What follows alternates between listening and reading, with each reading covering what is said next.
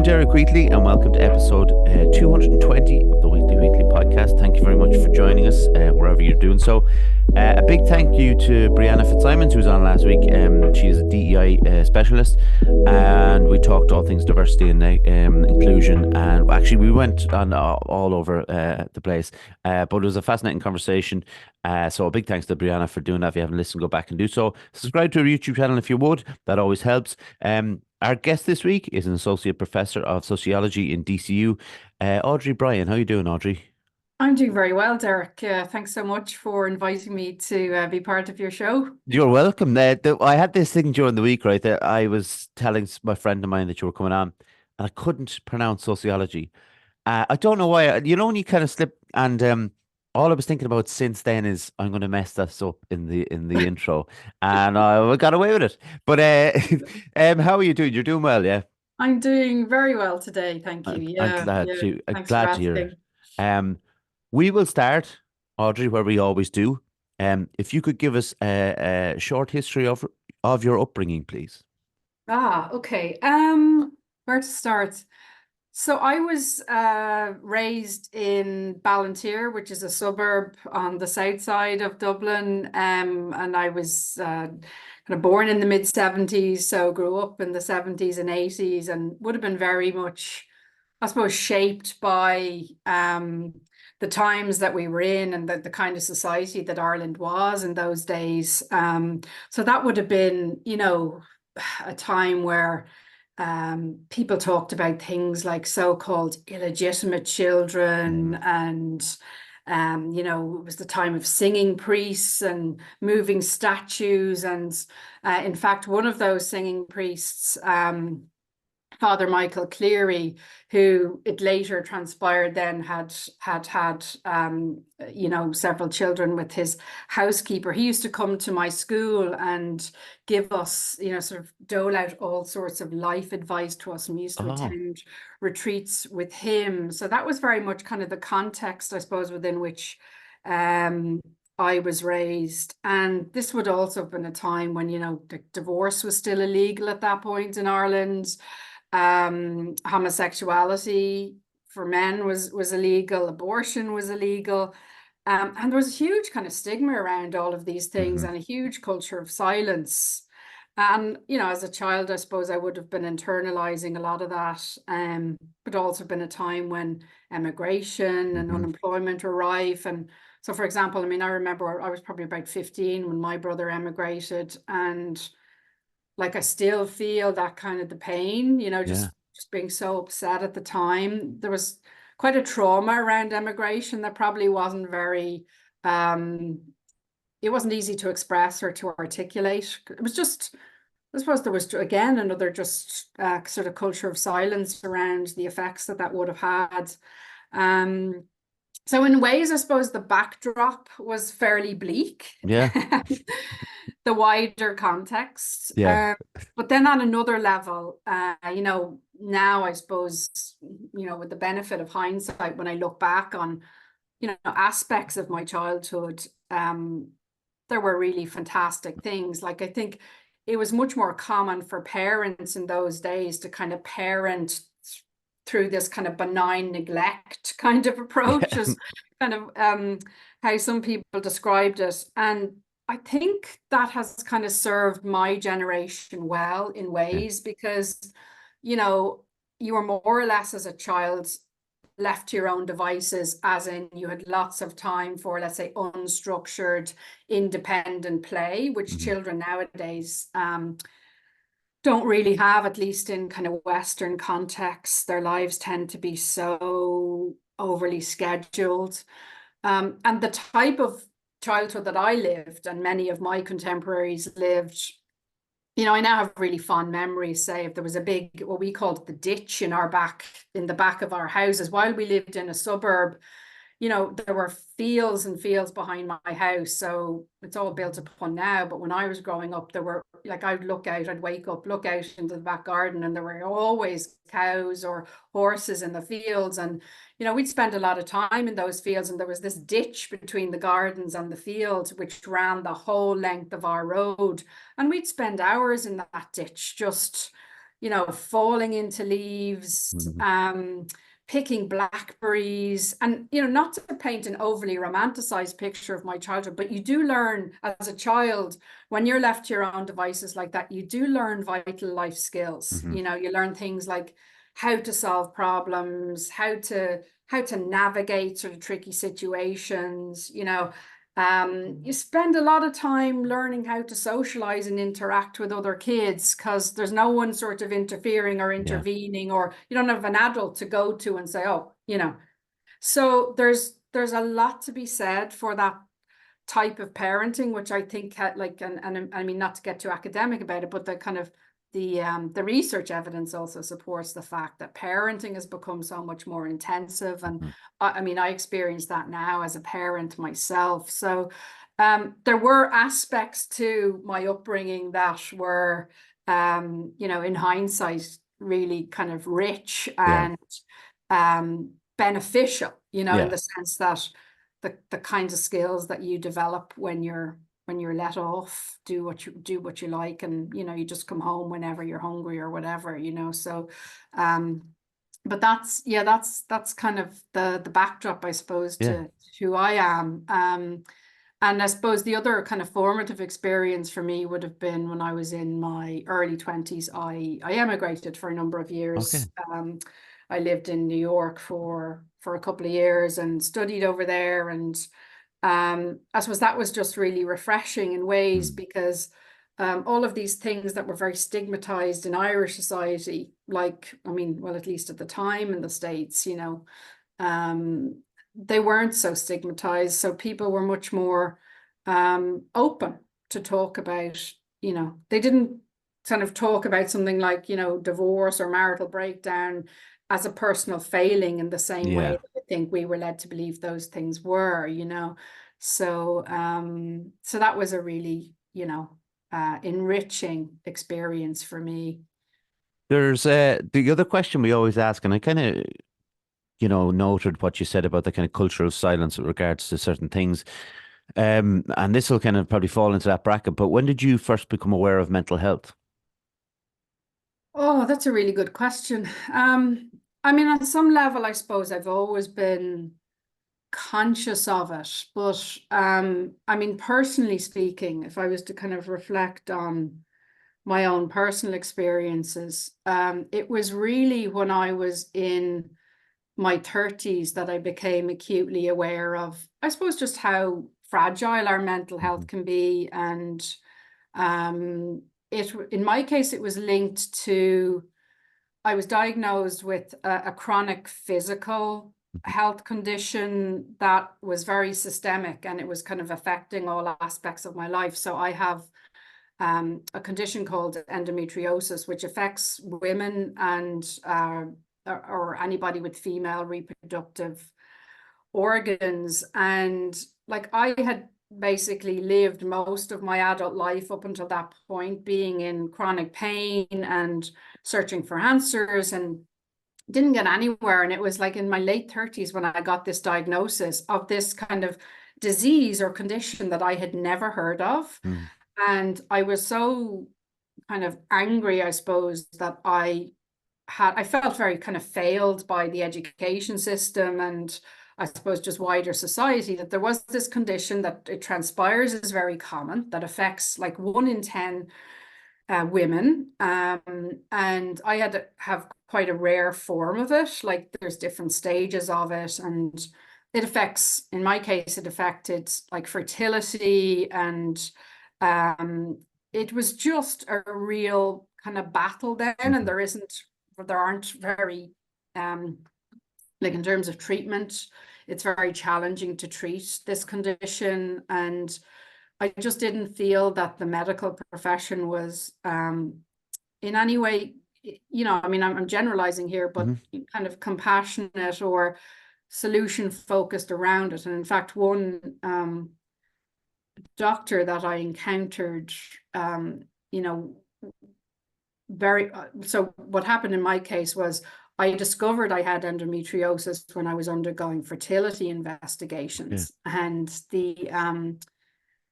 when I was told and I had this condition and that was helping to explain why I was in so much pain, that doctor's response was, well, because you've been in pain for most of your life and you've clearly managed it, you can continue to do so. That was sort of the reaction.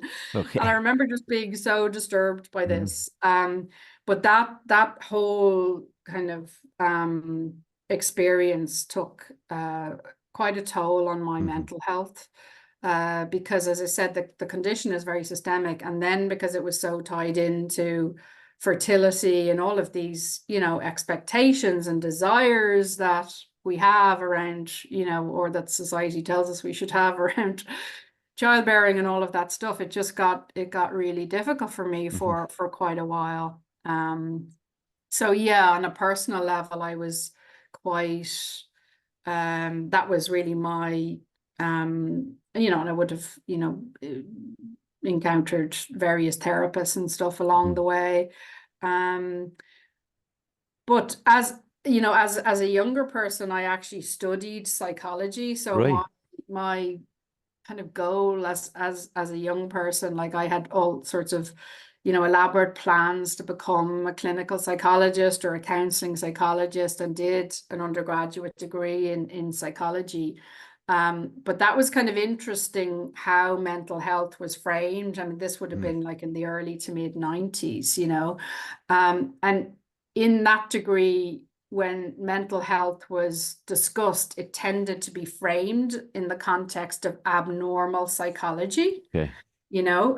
um, and I became kind of increasingly sort of frustrated with how mental health was being discussed within mainstream psychology, and took another course which really opened my eyes to, I suppose, the kind of more sociological Mm. dimensions or aspects of mental health.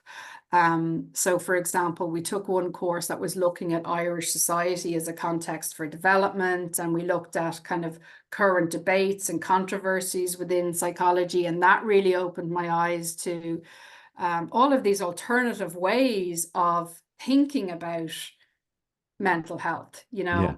and I remember reading a book.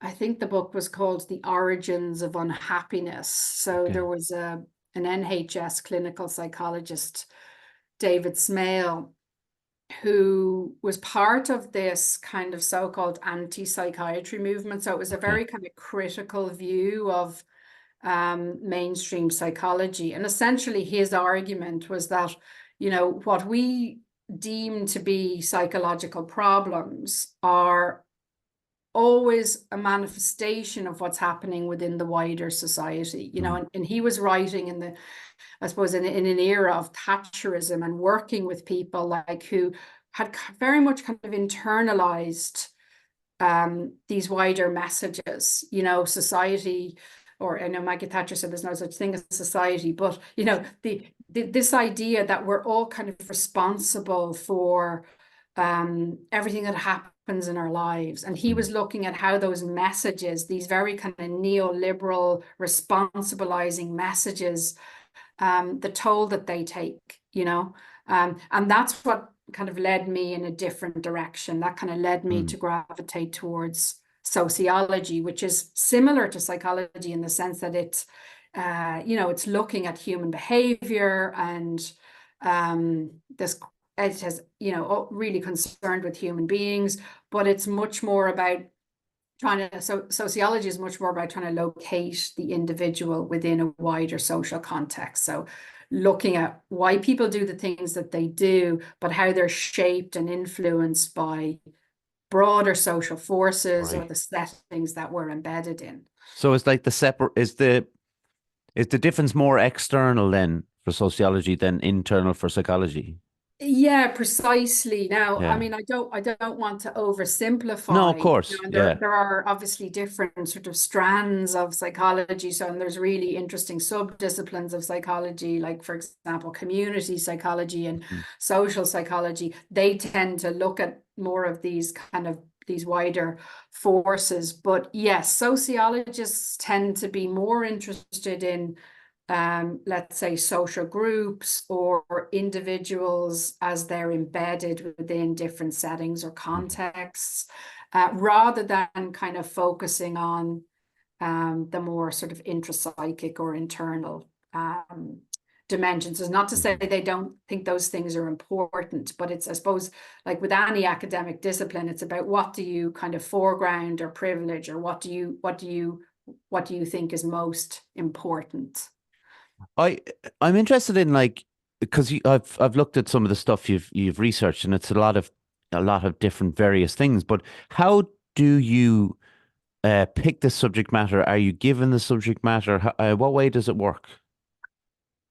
Well, that's an excellent question. And it can kind of be a combination of both, and it can sort of depend on what stage in your career you're at as well. Okay. But one of the incredible privileges about being an academic is that you have academic freedom, and by and large we have great autonomy to really kind of focus on things that we're passionate about.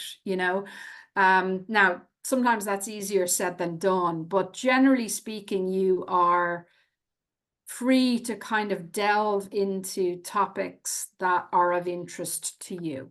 Yeah, insofar as they're, I suppose, broadly relevant to the fields that you're in. Yeah, Yeah. you looked at sociology of childhood, and it's interesting what you mentioned there about your own, and the idea of, and I can relate to that, I think, as well. The idea of being out in the field or football pitch or whatever it might be, and to be given the space to kind of roam around, and then you switch it up today. Obviously, there's different dangers out there, but there's also different aspects of what the children are into.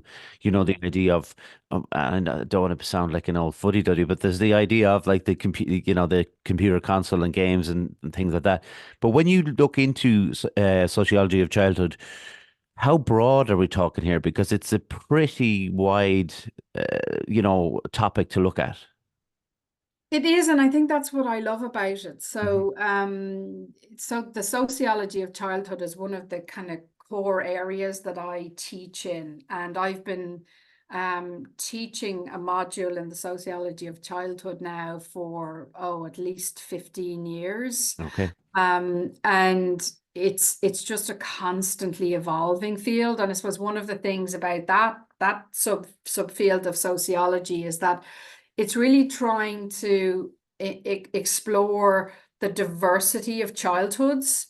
So it might, it can take, for example, a historical lens, or it can take a cross-cultural or a comparative lens. So within that, then you get to see, just how diverse childhoods are across the globe, such that what we might take to be normal or Hmm. consider to be, normal within childhood is, people elsewhere have a radically different conception of what's normal. So it helps us to kind of be less judgmental, I think, Mm. about children's lives and their experiences. And to me, it's just such a fascinating field, because it also really prioritizes this notion of children's agency, so the idea that children are very much, they're not just passive recipients of kind of socialization, that they're actively shaping the world in which we're all embedded, Hmm. so I find it a really fascinating area, but it is incredibly diverse. When you look, for example, at kind of some of the kind of historical sociological literature on childhood, it's kind of mind-blowing, in terms of what was considered like helpful advice, like Yeah. say in the early 1900s. The idea that we would sort of spend time stimulating, like cognitively stimulating children, was actually considered harmful for Mm. children, whereas now there's this huge emphasis on cognitive development and social emotional development, to the point that kids are kind of run ragged with all of these extracurricular activities. And it just helps to give you a wider perspective, Yeah.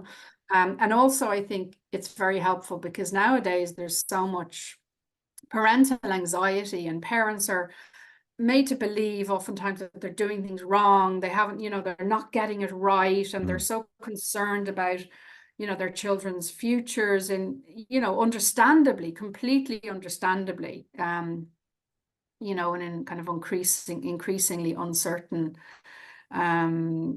set of circumstances. But sociologists and anthropologists of childhood tend to have the view that, children are raised in all sorts of different ways, in all sorts of different cultures. And by and large, most of the time they end up just fine, Yes. um, and that can be kind of liberating, I think, for people who are involved in child rearing, because there's so much criticism and so Mm. much judgment, and it's all very unhelpful, and I think just fuels unnecessary parental anxiety. Yeah. And I've heard that from a couple of friends of mine, parents who believed, especially when their kids were babies, that they weren't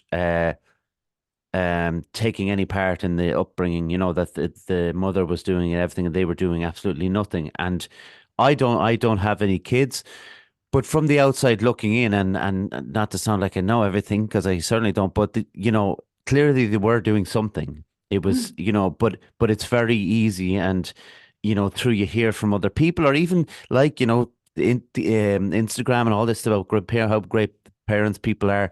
They were putting themselves down, and I'm sure you've seen that quite a bit.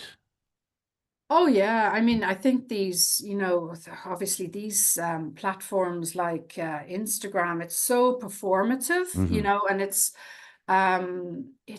it gives us such a partial understanding, and people are kind of curating these highly sort of, perfected portrayals of what their lives are like, and it's just completely and utterly toxic and unattainable. Mm. I mean, like all of these filters, and it's just, but I think it can be when you're, in the throes of something like that, particularly if it's new, Yeah. like um you can kind of go down those rabbit holes and get kind of immersed in these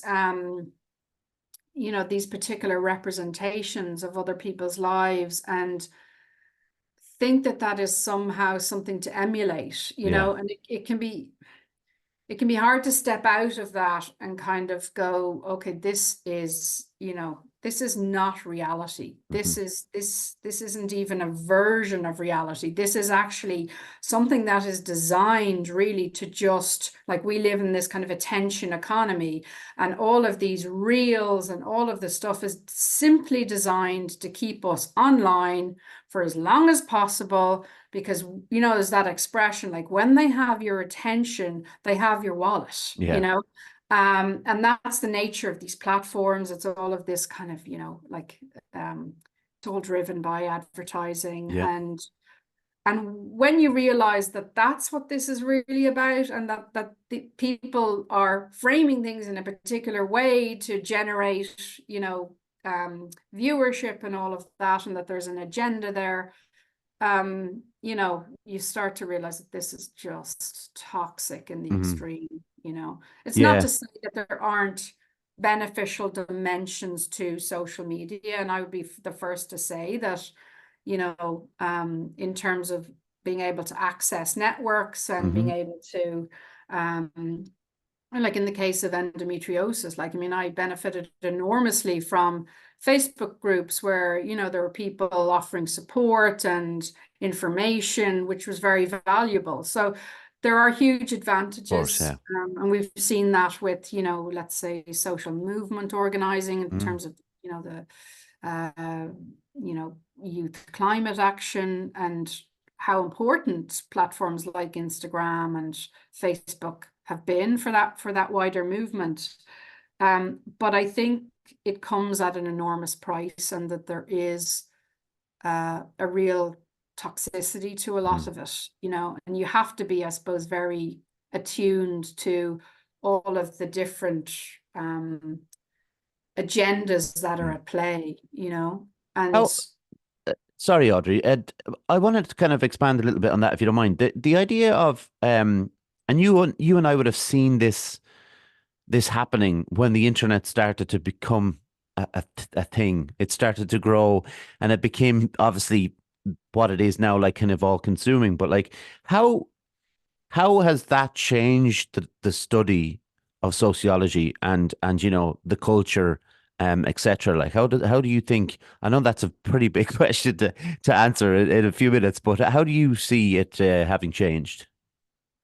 Um, yeah, I mean, I suppose I would see it most notably in relation to, the notion of kind of digital childhoods and Mm, the effect that um, there's been a kind of an explosion of research on the effect that social media in particular is having on children's mental health. And that's a very kind of complicated sort of debate in the sense that we don't really have very good data on that. Like I mean, there's kind of a very controversial book at the moment, a kind of New York Times bestseller book called The Anxious Generation. You may okay. have come across it, and it's kind of making these claims that um, the crisis, the kind of mental health crisis amongst young people is being caused by the amount of time that they spend online Mm, and immersed in social media.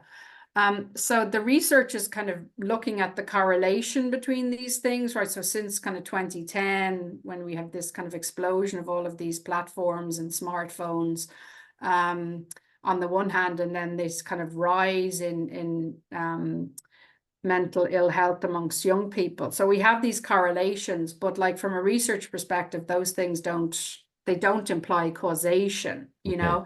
So there's quite a lot of debate going on online as well as, within the wider literature about the validity of those claims. And what seems to be the case is that that evidence is really quite inconclusive at Okay. best. So, but that's not to say that social media doesn't have harmful Hmm. impacts. And I know a lot of people don't like this kind of terminology, but like I think most of us who use social media and who use smartphones um probably do feel that it has an addictive quality. Now, I know some people just don't, they just think that that's unhelpful Yeah. language, but there is this kind of tendency to just get sucked in and, before you know it, hours have gone by. And I suppose for me, the thing is, if your attention is directed towards something, so in this case, social media and these platforms, that means that your attention is directed away from other things, Hmm. So personally, like one of the things that kind of deeply upsets me about my own behavior, my own practices, is that I no longer read for pleasure in a way that I used to do, right? Okay. Before social media. Right. Now, in part, that's just because I'm kind of time poor, but it also has something to do with this addictive kind of gravitational capacity that my smartphone has. So I will end up getting, I have plans to, maybe read a chapter of a book for pleasure. But before I know it, the phone is in my hand and an hour has gone by and I haven't read the book. Mm, I couldn't tell you what I've actually been reading because I've maybe read, a couple of paragraphs of something and then, or so yeah, the point being that if your attention is directed towards one thing, that means that it's directed away from other worthwhile yeah. things that you could be doing, whether that's, having a laugh with your friends or going for a walk or going to the beach and, Mm, so um, I do think, the amount of time that not just children, but all of us really who have smartphones are spending online. That is something that is now becoming a major focus of investigation within the sociology of childhood. yeah. So yeah, that kind of digital childhoods is a big um aspect of the research, as is this, like, I suppose a lot of sociology is concerned, there's a real kind of everydayness to it. It's concerned Yeah. with the everyday practices that we're immersed in, so looking at questions of how children spend their time, and like the research there is pretty interesting, and we kind of touched upon it earlier, but in terms of the amount of time children are spending in adult organized, adult-led activities, these extracurricular activities, and why that's happening. So there's been huge shifts over the last 40 years in that domain, and Mhm. that has advantages for children in some ways, and then it's disadvantageous in others, Okay. Um, it's funny when you highlighted things that people could be doing, like having a laugh with your friends, going for a walk, all things that would be more beneficial for the person, in general, than just sitting on their phone. But like you've kind of owned up to it there. You do it. I certainly do it. When I should be reading a book that I want to read, that it's been sitting beside me unopened. But um, we all kind of have to deal with that, I suppose, and kind of deal with the phone as in like something that's ever present. There's something that I read as well, Audrey, that you were looking into, and it's kind of putting the spotlight on emotions. I have to read this, just I don't want to get it wrong. Emotions and feelings as elements to teaching. Yeah. What could you just explain that, and what what the study led to? Yeah, I can try. I mean, this is Hmm. kind of an ongoing interest of mine, Okay. and it evolved from a frustration I had with the lack of attention to our emotional selves or the emotional dimensions of our lives within mainstream educational research, right? So because education tends to be viewed as this very kind of rationalistic process, and it's, kind of very much thought to be about the transmission of knowledge, historically, at least, there's been very little attention paid to emotion in Hmm. education, right? Um, and so I've been kind of working on this question of how do we teach like difficult knowledge? And by that, I mean knowledge that is kind of on some level challenging to the person who's learning it. So it could be knowledge that's quite traumatic. So it Hmm. could be knowledge pertaining to genocide or the Holocaust or the climate crisis. So this is knowledge that's difficult. It's difficult to engage with, and it kind of demands something of you because it kind of asks you to think about the ways in which you might be contributing to or complicit um, in these issues. And it was because I felt we didn't have very good models, to guide us in terms of how do we go about teaching these really complicated kind of wicked problems. Hmm. And that's what led me to my interest in emotion and trying to foreground emotion in educational research. But what has since happened is that we now have a lot of uh, there's a lot of talk now within the last 10 years about emotions, but in a very limited way, right? So there's a huge move now within education to teach children particular like emotional skills. This is kind of the language or the discourse that they're using. So to teach children to be resilient, for Hmm. example, right? And this is kind of quite closely linked to the wider kind of mental health discussion, or to teach children to be hopeful, to be optimistic, to be compassionate, to be empathetic, to be able to persevere. So like within the literature, this is referred to as social emotional learning, or it's Hmm. sometimes referred to as 21st century skills. Um, so this has become like a really big kind of feature of educational curricula now. We were seeing it like in the Irish context, for example, we now have a new curriculum at primary level. And a lot of the focus of that curriculum is on things like well-being, and similarly at second level, there's, a kind of a program now in well-being. And I have some major concerns about the way that that is being framed, the way that well-being is being framed within those discussions.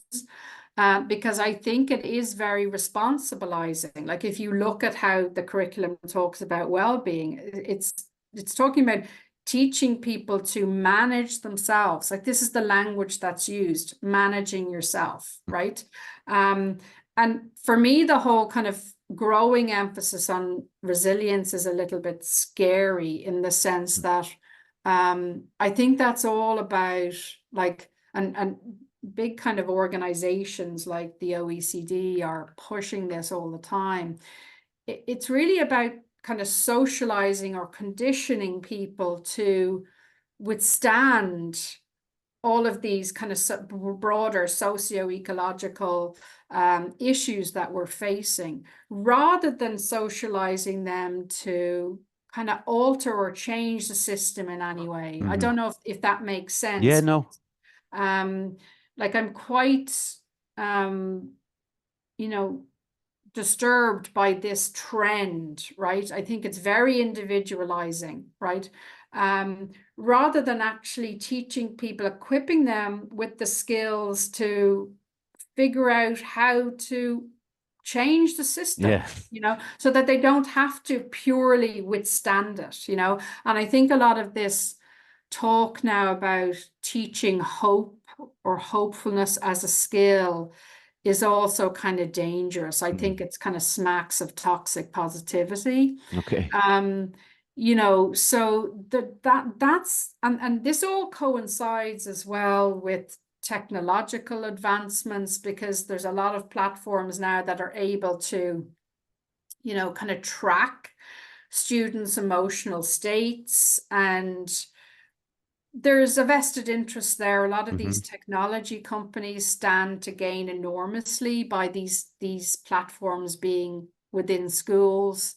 So there's all sorts of like things going on that are contributing to this growing emphasis on emotion in education. And it's as I say, it's a very limited understanding of the affective or the emotional. It's all about kind of emotional regulation. And it's also questionable that these types of emotions can be taught in the first place. So to what extent they should be characterized as skills is another thing, right?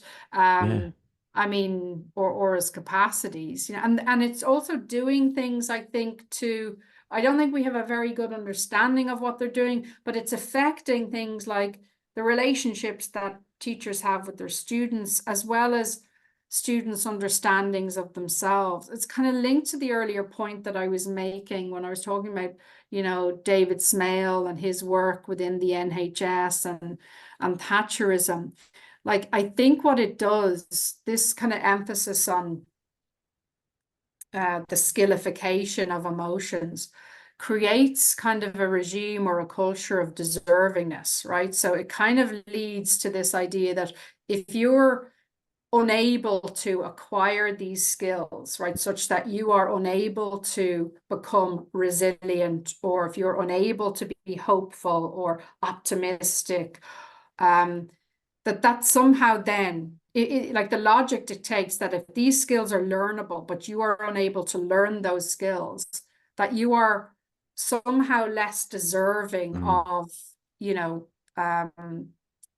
the kinds of things in society that people should have rights to in terms of, social safety nets and so on. So I think there's a wider kind of political agenda at play that doesn't get recognized, because these are very sort of, nice concepts. Like, well-being is a really nice concept. Who doesn't want, schools to be concerned about well-being, about students' well-being?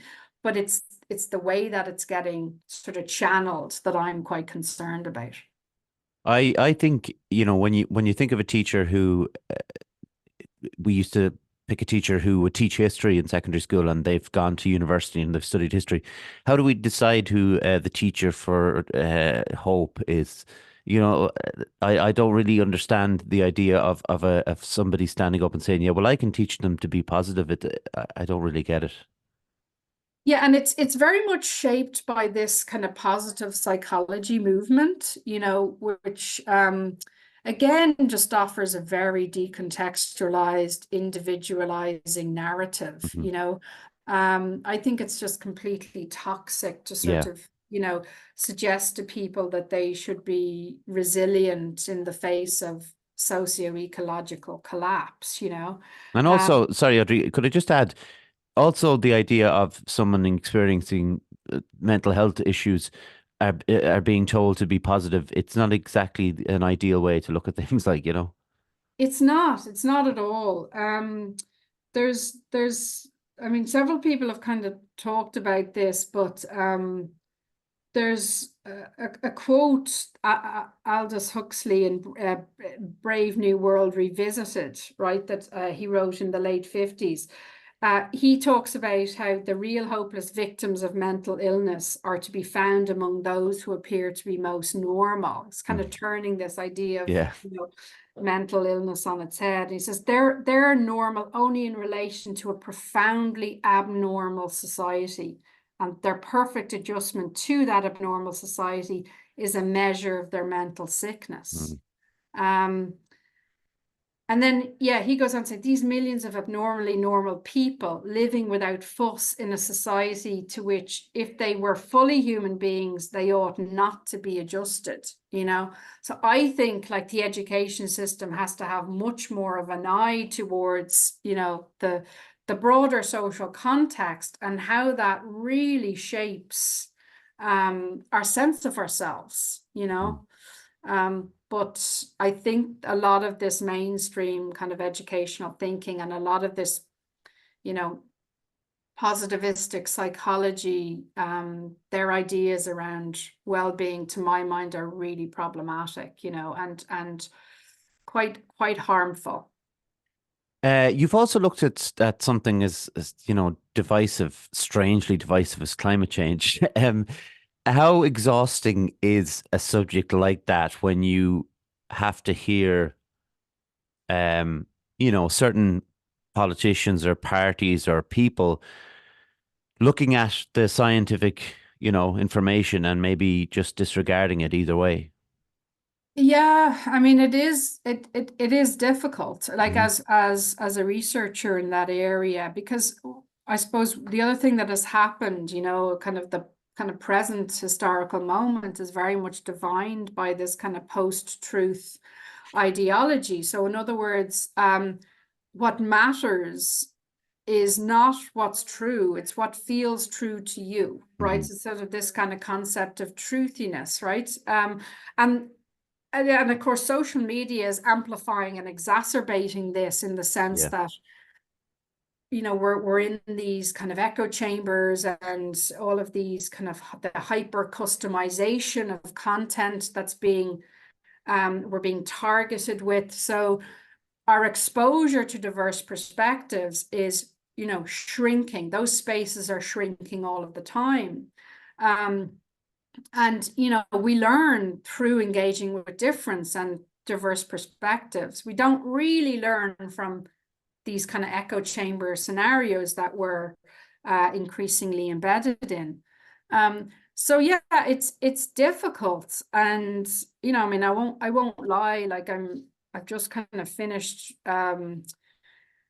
co-writing a couple of chapters in this area, and it took me a very long time to finish those chapters just because I suppose because of the gravity Yeah. of the climate crisis, and the intensity and the gravity of it. Like it really is just so disturbing, like Hmm. the rapidity with which things are shifting. So much so that amongst climate scientists themselves who've devoted their entire careers to this, many of them actually find it inconceivable, that what's happening is happening. Um, So it's in that sense, I suppose the climate crisis is really this kind of quintessential form of difficult knowledge. Yeah. Um, I read Naomi Klein's book on it, mm, and that was the first time that I sat kind of in it, that I was really, well, like trying to put the phone away and all that, but really kind of study the idea of what was happening and stuff. And it was, for someone who just read one book on it, startling and scary, considering, like, I know I said I didn't have kids, but I have nieces and nephews and things, and we always talk about that idea of the what's going to happen to the younger generation. And for a certain number of people, it's like, well, whatever happens, happens. We had to put up with this. We had to put up with this. It becomes a kind of thing as like, well, we all have to deal with something, but not exactly. It's like you were saying earlier. It's just okay. We'll allow all that stuff to happen, but we have to change rather than rather than going out there and getting on top of the situation in the first place. And Naomi Klein was really good at that in her book, and people should read it. It's fascinating. All her stuff is really great. But that's when I really was stunned by the gravity of the situation. mm, yeah, You know, yeah. it just uh, and then I think. When I heard a lot about the climate change debate was during the lockdown period, and like you said about echo chambers, they were at their loudest, I think, during that time, and people were indoors looking on the internet, and all of a sudden, people that you knew were like anti this and anti that, and getting in arguments with people and everything, and it became this kind of like whirlwind because you had like the Trump administration was going on, all that, like you said, post truth. That was another idea which is mad to think that we're living in a situation like that. But all that became worse and worse. That echo chamber thing, didn't it? Mm. Yeah. It absolutely did. And yeah, and then these things kind of converge, I suppose, Mm, like there can be convergences in terms of conspiracy theories yeah. and that kind of thing. And it can be kind of linked to your earlier question. It can be exhausting when you're Mm, having those interactions, and sometimes I find that more kind of gentle questioning and probing is mm, a more kind of effective way to try to counter um some of those perspectives, because otherwise there can just be, I suppose, the psychological defenses yeah. come into play. Like there's a lot of, like, that's kind of one of the kind of key things with difficult knowledge, is that as human beings we have this kind of tendency to resist Hmm. forms of knowledge that are kind of counter to what we want to think is true. So navigating those dynamics of resistance and navigating defense mechanisms is can be very, very sort of time consuming and labor intensive. Yeah. When it comes to the psychology, your own psychology, when it comes to your work, I suppose, like you said, you just finished working, co-writing a couple of chapters on climate change. Mm. When you move on to the next kind of research, like, is it difficult to switch off because you must be so in like up to your neck in a certain subject matter? Is it hard to switch off from that subject matter and then move on to the next one, or is there a huge shift onto the next one? Does it kind of run smoothly? That's a really good question. I think for me, like I suppose I have quite diverse research interests, but having said that, there are kind of linkages, right? So Hmm. there's kind of core concepts or principles that everything kind of hangs upon, and the different kind of themes or topics or areas are all related in that sense. So I suppose ultimately, like fundamentally, all of my research is kind of linked to wider concerns around global and social Hmm. justice. Um, so but I think, as I get older, I think it gets harder to bring some of these things over the line, just because there's, kind of a lot of competing demands on your time as well, and just a lot of external Hmm. responsibilities. But I think it helps to finish something and then to allow yourself to just sort of psychologically as well as physically step away and then gradually make your way into the next thing, you know. Yeah. Um, They yeah. are, what you look at are all heavy topics. I'm guessing. Um, Is that too far? Um, for the most part, Yeah. having said that, and again, this is just in terms of making things more manageable. I always have now a little joy project, which is Okay, nice. kind of something else that's running in the background, and that's usually a project that is based on something that I love. So, for Hmm. example, a big fan of the show Schitt's Creek. Yeah, yeah. So I recently co-wrote a paper with two colleagues, Sean Henry and Aoife Neary, and we titled it Up Schitt's Creek question mark. Um, and that was a pure joy to kind of Mm, work on. It was like I won't quite say that the paper wrote itself, but it was just something very different. mm, We were kind of looking at comedy as a pedagogical tool to teach about kind of queerness and to teach about LGBT issues. And so it's kind of linked, very, very like closely aligned with our respective research interests, but the piece of work itself was just really joyful. It was just a lot of fun to work on, not least because we all love the show, you yeah. know. So I do think when you are working on topics that are quite heavy, it's helpful to have something like that, a little kind of side hustle, as it were, that just keeps things lighter, you know. Yeah. I used to be so afraid of reading, you know, uh topics like no, sorry, that not topics, but things written by professors, the kind of research papers, because I think not everyone, but I certainly have my own internal battle with my own intelligence, whether I can handle it, and I started to do it through mostly through music. And so interested in certain bands like Radiohead, and people had written papers about Radiohead and kind of like how they write chord structures and all this. And I was kind of going, well, I'm really interested. Can I handle it?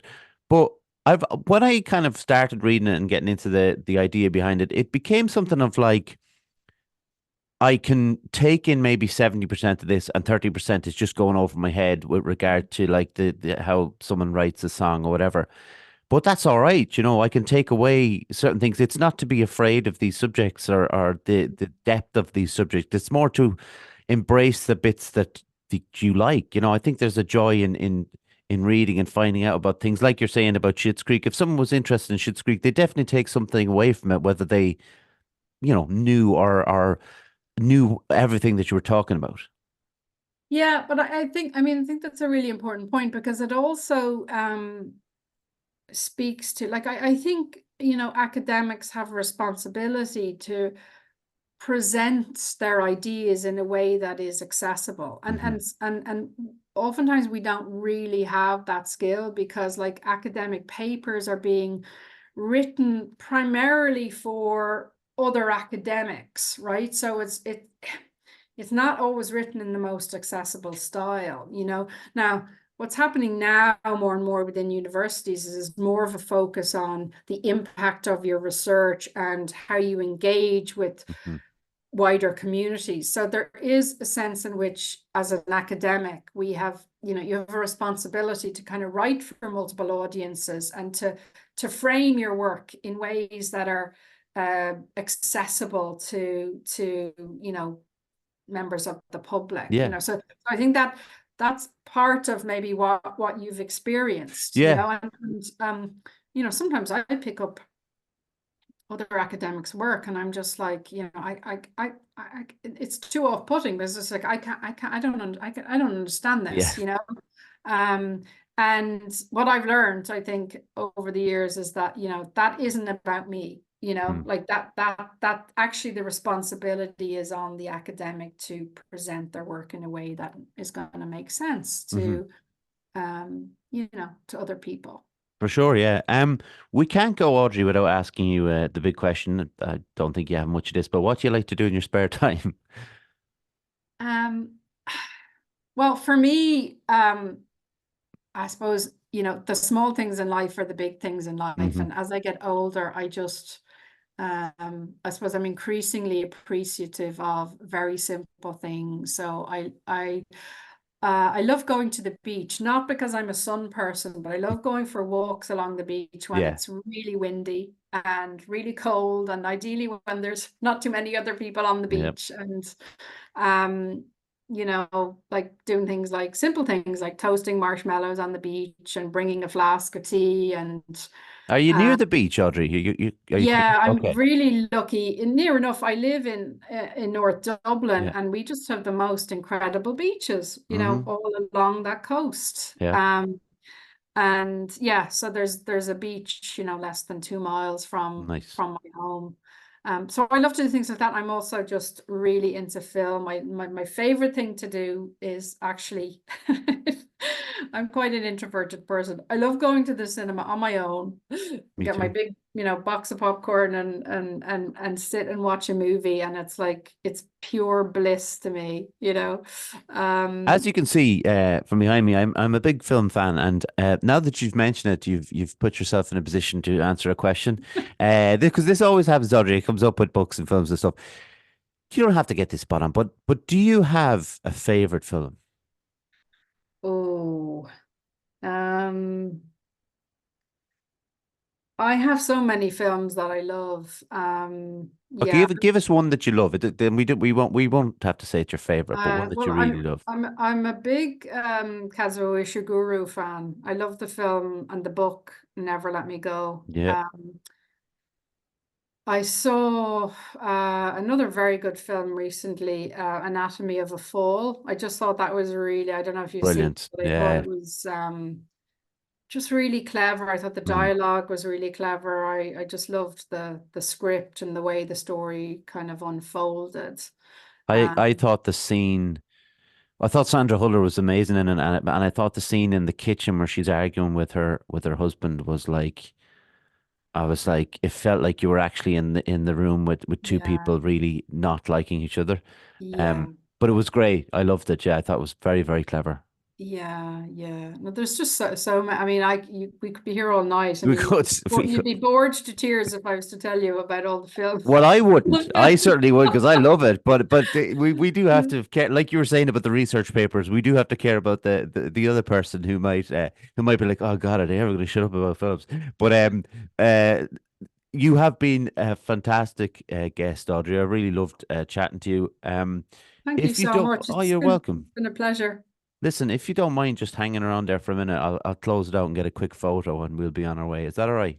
Wonderful. Yeah, Thank perfect. you, Audrey. Thank I you. also have to say thank you very much to John Francis for his tech support. As always, I thank my mum, my dad, my granddad, Jared Calvin. Subscribe to us on YouTube, Instagram. We're on there. We're also on Facebook. After giving out about Instagram, we're on there.